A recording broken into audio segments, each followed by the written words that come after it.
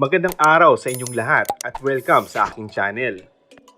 Ibinida ni Coco Martin ang litrato niya habang nasa Fernando Poe Jr. Station ng LRT-1. Isang pag-alala at pagpupugay sa nag-iisang daking na sa Fernando Poe Jr. Saad ni Coco sa caption.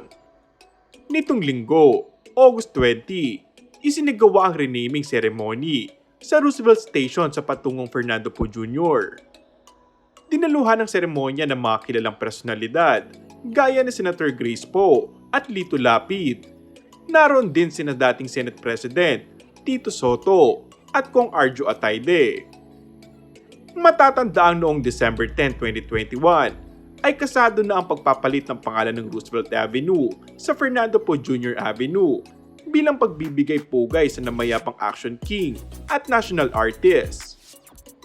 Ngayong 84th birthday ni FPJ ay opisyal lang Fernando Poe Jr. Station ang pangalan ng dating Roosevelt Station ng LRT-1 na sakop ng District 1 ng Quezon City.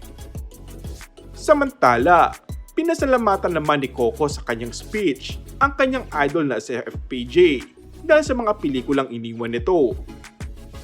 Nagpapasalamat po ako hanggang ngayon dahil po sa mga pelikulang iniwan niya. Ito po'y nag-iiwan ng magandang alaala at inspirasyon para sa ating mga kabataan. Kung nabubuhay lang siguro sa FPJ, for sure, matutuwa ito sa karangalang ibinibigay sa kanya at sa pagmamahal at suporta sa kanya ni Coco.